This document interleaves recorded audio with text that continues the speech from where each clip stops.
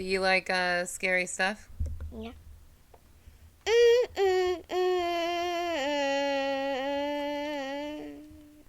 In July of 2002, a 55-foot catamaran pulled into a port in Tahiti. It was carrying only one of the 4 individuals who had originally embarked on the journey. A few months later, that individual would say the following quote, "Mom, I just need you to believe me. I wouldn't hurt my brother. I need to know that you love me before I die. Nobody will believe my story."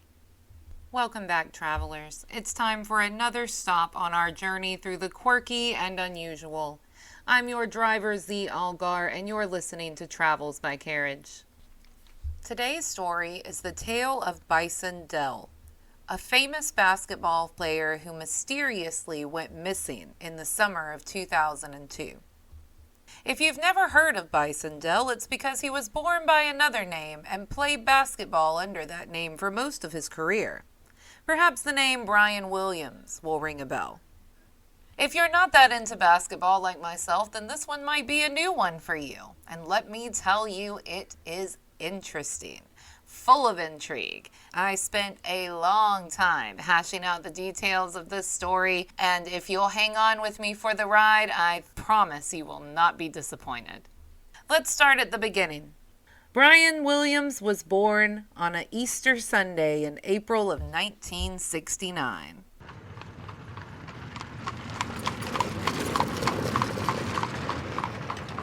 He was born to mother Patricia Phillips and father Eugene Gino Williams Jr. Now, some of us with more musical know-how may recognize this name, as Eugene Williams was one of the talents in the musical act The Planters back in the 50s. So Brian already emerged into a kind of high-profile family, if you will. However, his mother's relationship with his father didn't last, and so he ended up growing up in a home that very much lacked a male presence. Now, that's not to say he was the only male in the home. He did have a brother who will be a pivotal part of this tale. However, I found differing accounts of who was the older brother. I found one article that said that Brian Williams was the younger brother by 2 years, and then another article that said that he was the older brother. So I'm not sure. I do know that they were pretty close in age. So after the father leaves the family, you have Brian and his brother, whose birth name was Kevin. He will go on to change his name, but until we get to that point in history, I will refer to them as their birth names, Brian and Kevin Williams. So for now, we follow Brian. Brian always had a real knack for track and field in school, so that's where he really thrived. But he had a growth spurt early in high school, and at that point, the coaches started paying attention to him. He was quite tall. In adulthood, he would reach a height of 6'11", and basketball coaches noticed this right away. I may or may not have mentioned that he was born in Fresno, California, and grew up in the California area. And so after this big growth spurt, he is scouted by the coaches, and everything that I could find made it sound like he's really pressured into playing basketball.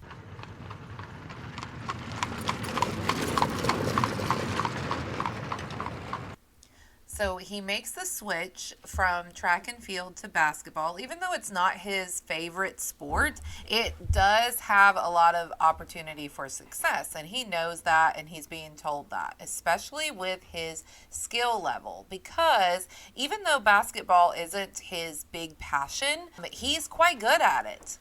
So he plays for Santa Monica High School in Santa Monica, California.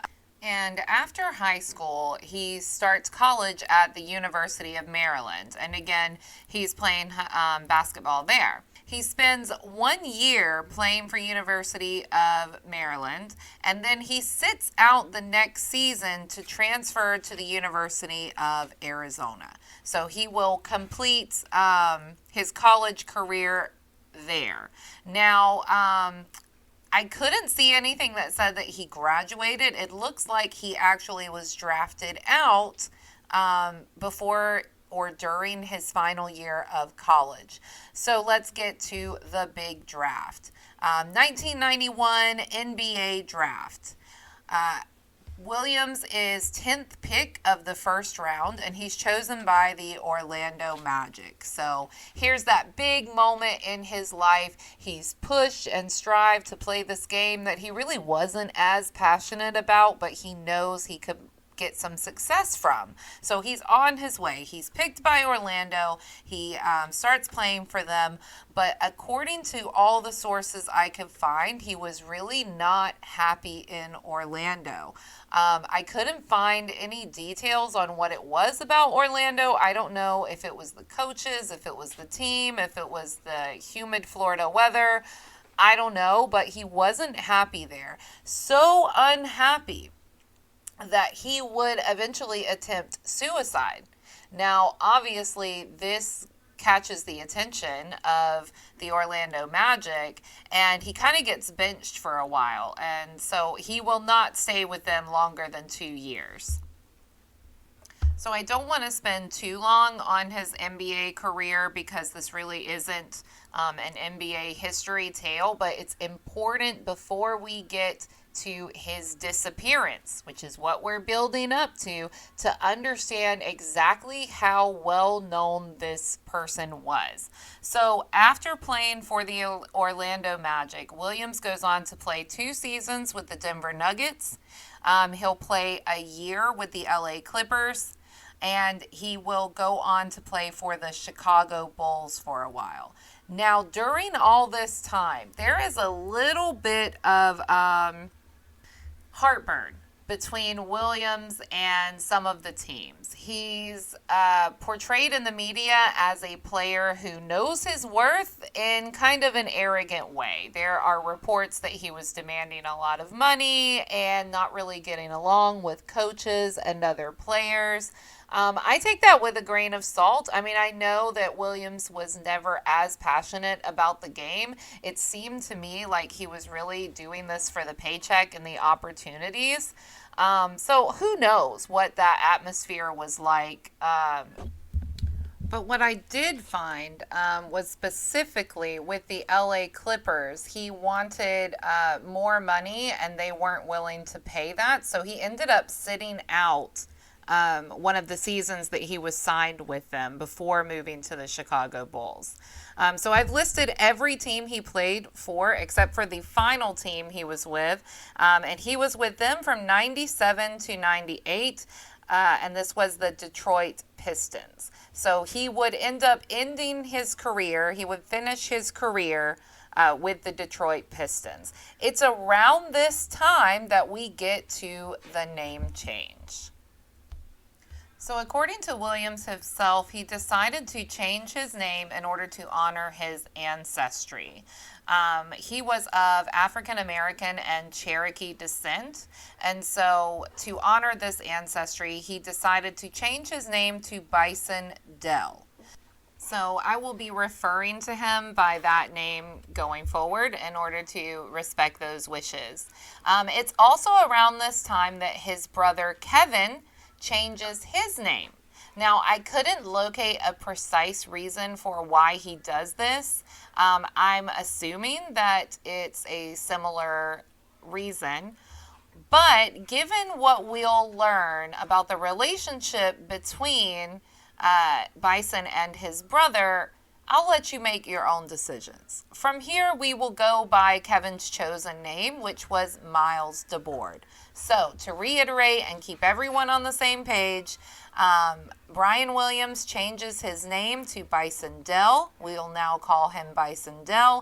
And his brother, Kevin Williams, changes his name to Miles DeBoard.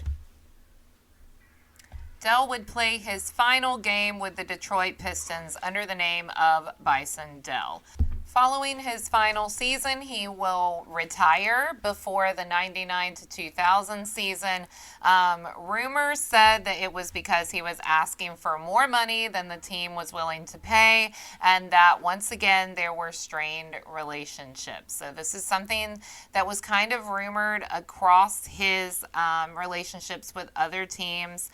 And the Orlando Magic in particular seemed to notice perhaps some mental health concerns with that suicide attempt and some other little nuanced behaviors that they said he exhibited. So at this point in the story, he has decided to retire at the age of 30. Now, this is when he finally is able to do the things he's really passionate about. Remember, basketball for Bison Dele was really more of a means to an end.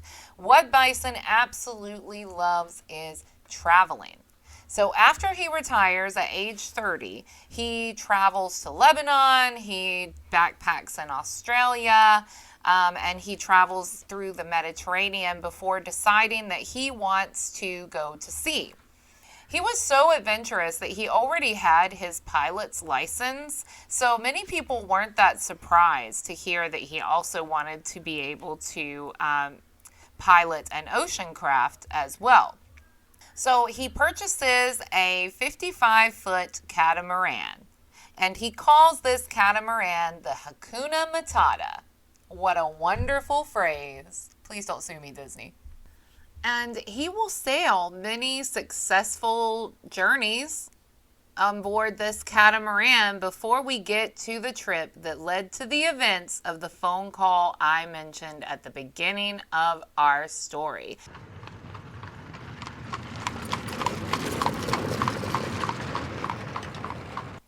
So here's where our tale takes a shift. So far, I've told you about the life of Bison Dele, formerly known as Brian Williams.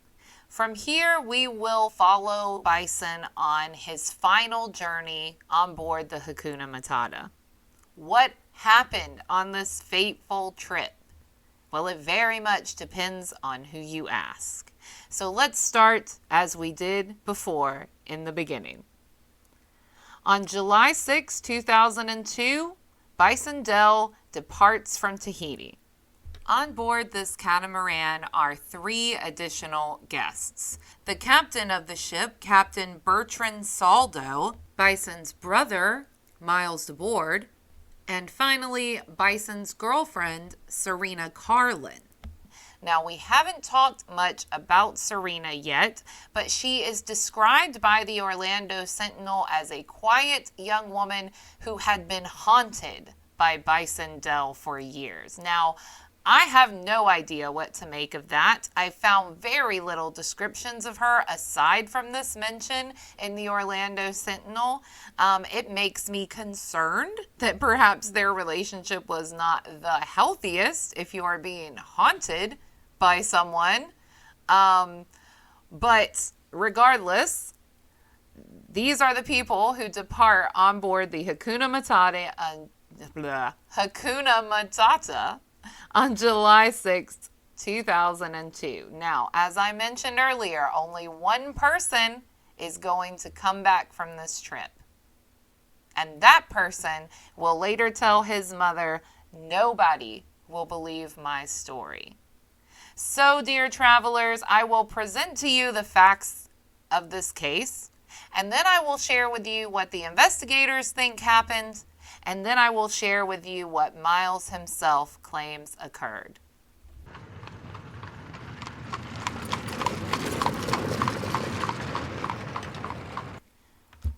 But one last thing before we embark on this journey with Bison, Miles, and Serena. A few quick things to know about Miles. Most sources indicate that Miles was the older brother, although as I mentioned, there are some sources that say he was younger.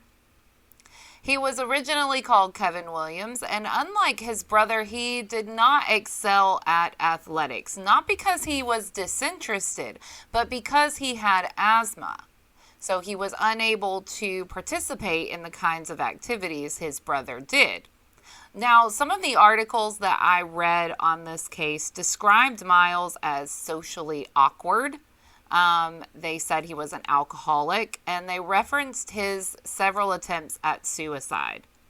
The Orlando Sentinel has an interview with Patricia Phillips, the brother's mother, who said, and this is a paraphrase, that as Brian's fame grew, Kevin seemed to withdraw.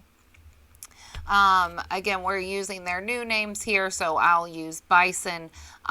Bison excelled in school, and he excelled in athletics, and he gets into the NBA.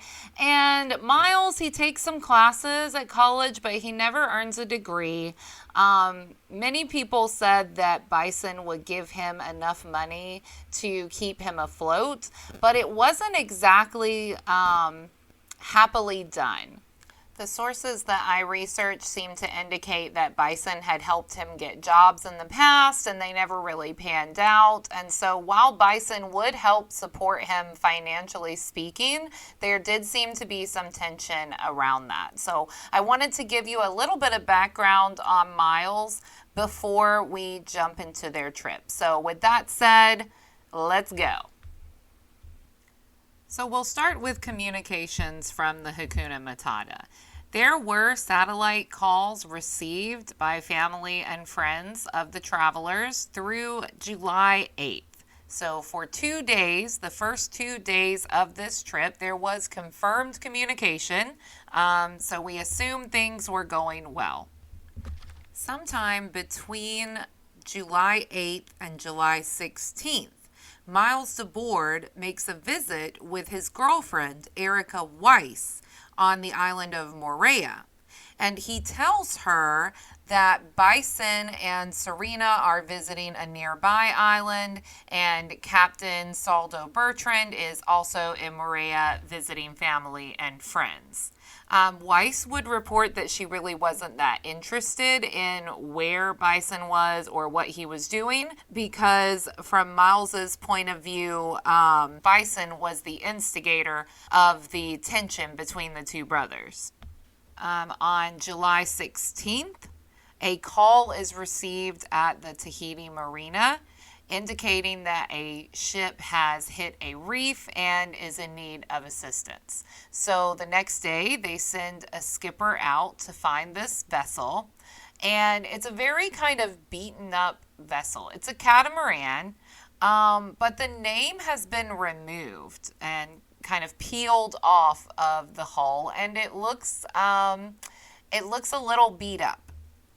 Okay, so according to the Orlando Sentinel, the ship makes it back to port accompanied by the skipper the next day, which would have been July 17th. But I found another article through the Wiki on this that said the ship arrived back in Tahiti on July 20th. So a little discrepancy. This was 20 years ago. I'm not sure if it was the 17th or the 20th when the ship arrived back to port, but it was somewhere around that time frame. So when this ship pulls into port, as I mentioned before, it has only a single passenger, and that passenger is Miles DeBoard. So I ask you, travelers, where are Serena Carlin, Bison Dele, and Saldo Bertrand? The very same question investigators would soon be asking themselves.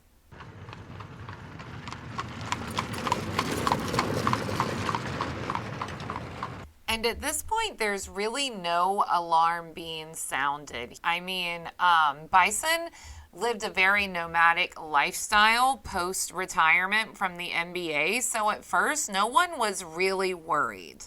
And no one was asking Miles where he was. So Miles returns to the USA on July 20th.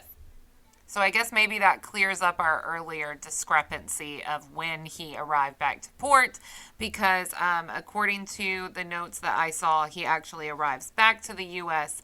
on July 20th. So that would put him arriving back to port in Tahiti on the 17th, returning to the U.S. on the 20th. And he goes about his business, and no one is looking for Bison, Serena, or Saldo until a request is received by the U.S. Mint for the purchase of a large amount of coins. And the purchase is made using a check from the checkbook of one Brian Williams, aka Bison Dele. Now, the amount of coins requested to be purchased was somewhere around the $500,000 mark, but after some negotiations, they get it down to about $152,000. So this is paid with check in 2002. In 2002, checks still took quite some time to clear. So as this check is being cleared through various banks, Bison Dele's wealth management office notices this check, and it looks a little sus. Why does it look sus? Well, Bison's address is different from the address that his bank knows and uses. Now remember, Bison was one of the highest paid basketball players of his time when he chose to retire. So the man has a substantial amount of wealth.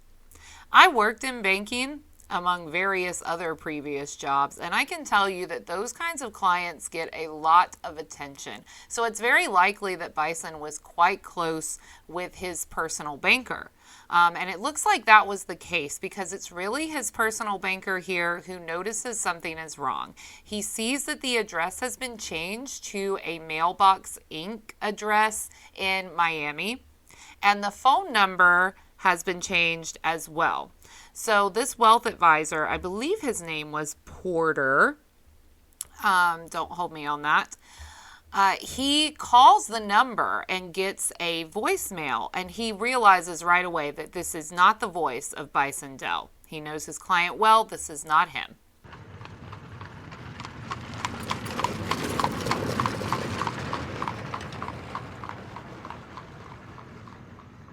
So he contacts the U.S. Mint and tells them, hey, I think this is fraudulent activity. And not only that, I now can't get in touch with my client.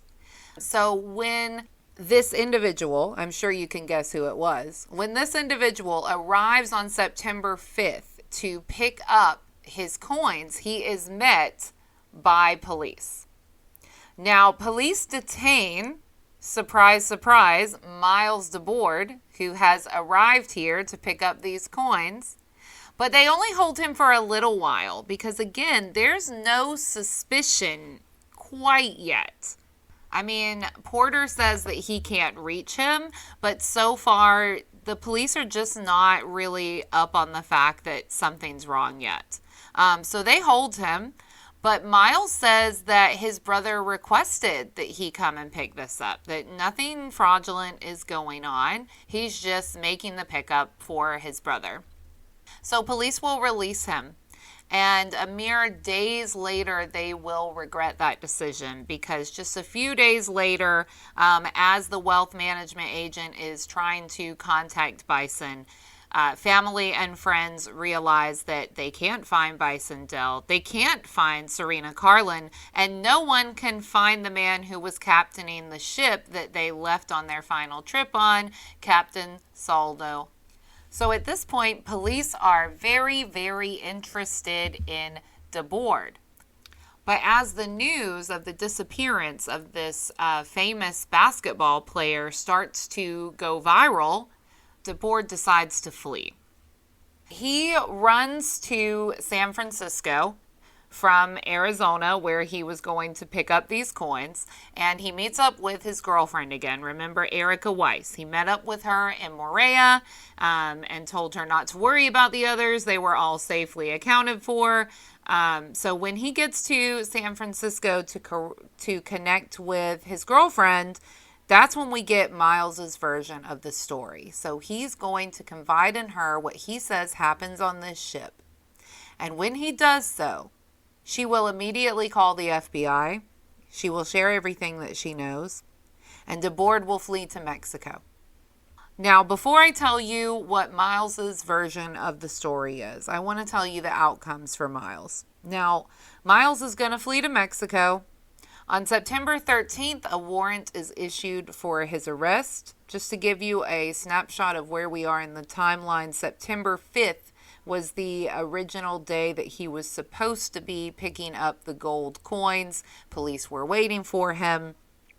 They detain him briefly. He gives a seemingly plausible explanation. They let him go. So we fast forward from the 5th to the 13th. Sometime between the 5th and 13th, he visits with Erica, and a warrant is issued on September 13th. On September 15th, DeBoard's body would be found lying on a beach near Tijuana. Now, by this time, the warrant has gone viral and everyone's been looking for DeBoard. And when they find him unconscious on a beach near Tijuana.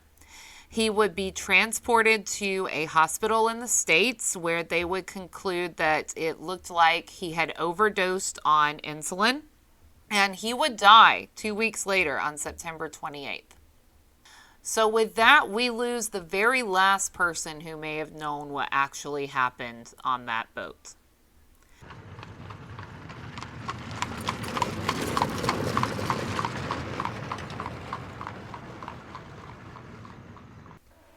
Here is the story that Miles DeBoard shared with Erica Weiss. According to Miles, the two brothers had gotten into a fight on the ship. As the two brothers were physically fighting, Serena tried to break it up. And in doing so, according to Miles, Bison accidentally knocked her to the deck where she died from the impact. The captain of the ship then insisted that they turn back to land and inform the authorities of what had happened. According to Miles, Bison was not about to have this and killed the captain of the ship with a wrench. From here, Miles says that he shot his brother under threat of strangulation. He told Erica that had he not shot him, he would have been killed himself. So at this point in his own tale, Miles is alone on the ship. Does he call the authorities and let them know what happened? Does he call anyone at all and ask for any kind of help? Does he make sure that these bodies can get a proper burial? Even if you've got hard feelings against your brother, what have you got against this boat captain and the girlfriend? I don't know. He doesn't do any of those things. Here's what he does do. He ties some weights to their bodies. Weights that, according to a Sports Illustrated article that later came out, were purchased by Miles just a few weeks before this trip. So he attaches these workout weights to the bodies and he throws them overboard. Then he goes on about his business. He visits with his girlfriend in Moorea and is intent upon continuing his sailing trip until he hits that reef and needs a little bit of assistance. Now, we talked about how the boat was beaten up when he returned to port. Now I can tell you that there were suspected gunshots. Different articles painted a different picture on how much we're sure these were gunshots. Some people said that perhaps it was damage from the reef because repairs had been attempted to be made. So whatever the original damage was, repairs have been attempted. So the boat's name had been peeled off. It had been renamed Arabella. And there had been an attempt to fix these abrasions on the boat. So this is all kind of looking a little sus. So once again, this is Miles's story. Now, I had said that I would also share with you what was found in the investigation, but alas, much of the investigation stopped here. With the death of Miles DeBoard, investigators were no longer able to talk to anyone who had been on the boat on that fateful day. I'll leave you with this. A few years after the incident, an article was published in Sports Illustrated about Bison. And in that article, an FBI agent did offer an alternate theory. The agent said that they suspected that perhaps DeBoard had used a gun to threaten all 3 passengers off of the boat and then abandoned them at sea. The wealth advisor that had been close to Bison said that his brother had tried many get-rich-quick schemes, and none of them had ever really come to fruition. So there seemed to be some suspicion that perhaps this was all a plan. After all, the weights were purchased just a few weeks before the trip. A few more things I wanted to make known as we close out this tale.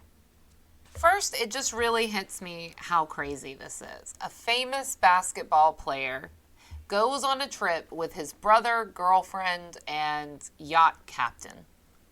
Only his brother returns, and it takes months for anyone to realize that anything's even wrong.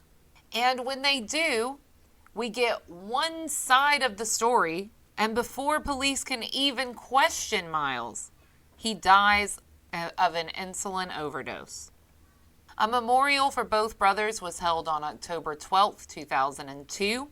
Previously in this podcast, I mentioned that I wasn't sure who was older or younger. This is because several articles said that Dele took care of DeBoard like an older brother should.